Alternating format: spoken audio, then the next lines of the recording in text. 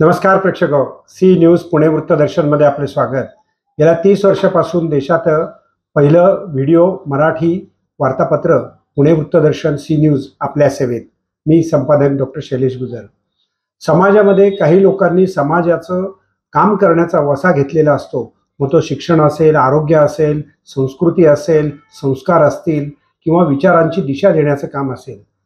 भाई वैद्य हे असे एक समाजवादी व्यक्तिमत्व ज्यांचा पुणे वृत्तदर्शनवरती मोठा छाप आणि पगडा आहे।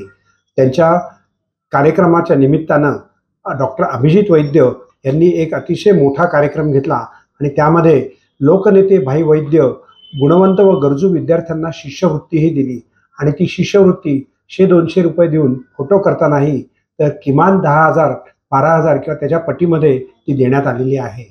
जाऊयात आपण लोकनेते भाई वैद्य यांच्या नावानं दिली जाणारी गुणवंत आणि गरजू विद्यार्थ्यांच्या शिष्यवृत्तीचे वाटप। आमच्यापेक्षा खूप हुशार आहेत आणि नेहमीच जी पुढली पिढी असते ही आधीपेक्षा खूप हुशार असते।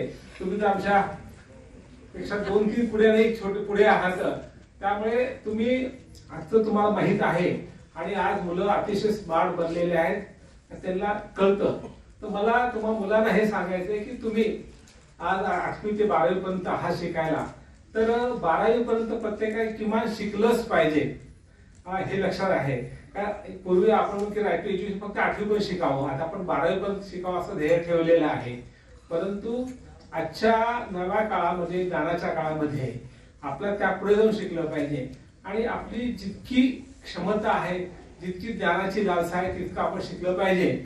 प्रत्येक प्रत्येक मुलानं पदवीधर पर्यंत शिकायचा प्रयत्न केला पाहिजे आणि हे शिक्षण तुम्हाला कसं जगावं, कुणाचं जगावं आणि पुढे आपल्याला काय करता येईल हे ठरवायची तुम्हाला देशात येत असतं।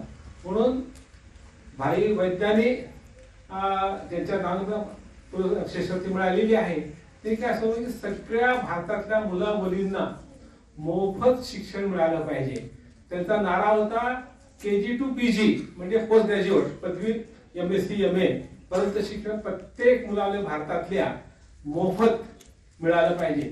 तुम्हाला जे शिकायचं, डॉक्टर व्हायचं, इंजिनियर, वकील व्हायचं असेल, IT असेल, प्रत्येक ठिकाणी तुम्हाला कुठलीही फी पडणार नाही, तुम्हाला शैक्षणिक सुविधा मिळेल आणि खऱ्या अर्थानं शिक्षणामुळे देश घडत असतो आणि ज्या देशाचा पाया शिक्षणाचा पाया हा अतिशय पक्का असतो तो देश मोठा होतो। आपल्या देशाचा हा पाया अजून आपला पक्का करायचा आहे।